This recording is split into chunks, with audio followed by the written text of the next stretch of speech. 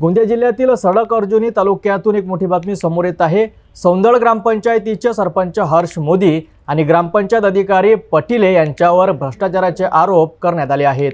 उपसरपंच रोशन शिवनकर यांच्यासह ग्रामपंचायत सदस्यांनी पत्रकार परिषदेत हे स्पष्ट केले आहे। गोंदिया जिल्ह्यातील सडक अर्जुनी तालुक्यात सौंदळ ग्रामपंचायत नेहमीच चर्चेत असते। आता पुन्हा एकदा ती एका मोठ्या वादामुळे प्रकाशझोतात आली आहे। सौंदळचे सरपंच हर्ष मोदी यांच्यावर मोठ्या प्रमाणात भ्रष्टाचार केल्याचा आरोप ग्रामपंचायत उपसरपंच रोशन शिवनकर यांनी केला आहे। शिवनकर यांच्या मते सरपंचांच्या पत्नीच्या नावावर अतिक्रमण असून या संदर्भात त्यांच्याकडे सर्व कागदपत्रांसह पुरावे उपलब्ध आहेत। संबंधित अधिकाऱ्यांकडे तक्रार करूनही सरपंच पैशाच्या बळावर अधिकाऱ्यांवर दबाव टाकत असल्याचा आरोप शिवनकर यांनी केला आहे। इतकंच नाही तर सरपंचांनी अनेक शासकीय कामांमध्ये घोळ घालून काम न करताच निधीची उचल केली असल्याचंही उपसरपंच रोशन शिवनकर यांनी म्हटले आहे। हे सर्व भ्रष्टाचाराचे कारनामे लक्षात घेता सरपंच हर्ष मोदी आणि त्यांच्या मदत करणारे ग्रामपंचायत अधिकारी पटले या दोघांवर कायदेशीर कारवाई करण्याची मागणी उपसरपंचांनी केली आहे। जर यावर कारवाई झाली नाही तर येत्या ऑगस्ट महिन्यात आमरण उपोषण करण्याचा इशाराही उपसरपंच रोशन शिवनकर यांनी दिला आहे। 20 जुलै रोजी सौंदळ येथील शासकीय विश्रामगृहात आयोजित पत्रकार परिषदेत त्यांनी ही माहिती दिली आहे। यावेळी त्यांच्यासोबत इतर ग्रामपंचायत सदस्यही उपस्थित होते। श्यामराव शिवनकर, उपसरपंच ग्रामपंचायत सौंदळ, पंचायत समिती सडक अर्जुनी, जिल्हा गोंदिया।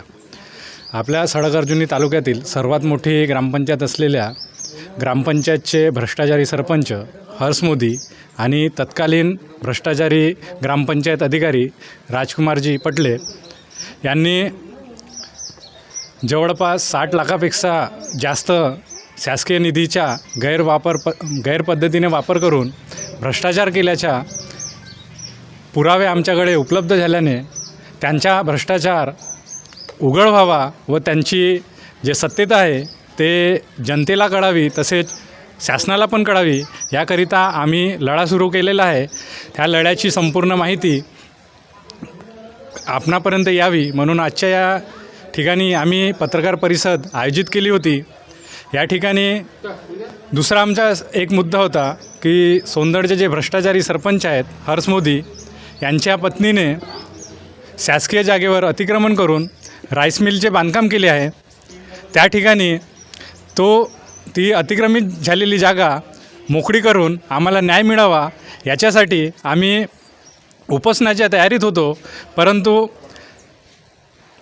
शासकीय अधिकाऱ्यांनी सदर दोन्ही प्रकरणात चौकशी सुरू केली असल्याने जो 21 जुलै 2025ला बेमुदत आमरण उपोषण सुरू होणार होता त्याला आम्ही स्थगिती दिली असून जर 30 जुलै 2025पर्यंत कारवाई पूर्ण होऊन अहवाल आम्हाला मिळाला नाही तर आम्ही ऑगस्ट 2025च्या पहिल्या आठवड्यामध्ये उपोषण सुरू करणार आहोत। सरपंचाला कोणी राजकीय नेत्याचा हा आशीर्वाद असेल का या संदर्भात? 100% राजकीय आशीर्वाद असल्यामुळेच ह्या भ्रष्टाचार व अतिक्रमण ह्या दोन्ही प्रकरणात सरपंचाच्या बाजूने अधिकारी कुठंतरी झुकत आहेत आणि जे होणारी कारवाई आहे ते थांबत आहे। म्हणजे असली कुठली ठोर कारवाई होत नाही। हां, पाहिजे त्या प्रमाणात म्हणजे आमचा हा लढा जवळपास 1 वर्ष होत आहे। नियमानुसार तर 30 दिवसात ह्या संपूर्ण प्रकरणाचा निकाल यायला पाहिजे होता, परंतु आम्हाला 1 वर्ष वाट पाहावी लागली। तरीसुद्धा प्रशासनानं कारवाई न केल्यामुळे आम्हाला बेमुदत आमरण उपोषणाच्या लढ्याला सामोरं जावं लागत आहे। तुम्ही किती दिवस झाले तक्रार करून आणि त्यांची काय प्रतिक्रिया होत्या? आमची तक्रार जवळपास ऑक्टोबर 2024ला आम्ही रितसर केली आणि अगोदर चौकशी संबंधात BDO साहेबांना तर जवळपास 2 वर्ष झाले यांना तक्रार आम्ही देत आहोत, परंतु त्याच्यावर कुठलीही कारवाई BDO साहेब करत नसल्यामुळे आम्ही वरिष्ठांकडे ऑक्टोबर 2024ला पहिली तक्रार केली होती। म्हणजे अधिकारी कुठेतरी पाठबळ दिल्याचं तुमचं म्हणणं आहे? 100% अधिकारी ह्या दोन्ही भ्रष्टाचाऱ्यांना वाचवण्यासाठी मदत करत आहे।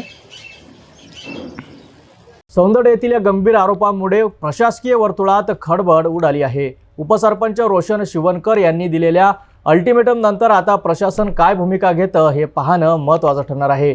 या प्रकरणाची सखोल चौकशी होऊन दोषीवर कारवाई होईल का हे पाहणे महत्त्वाचं ठरेल.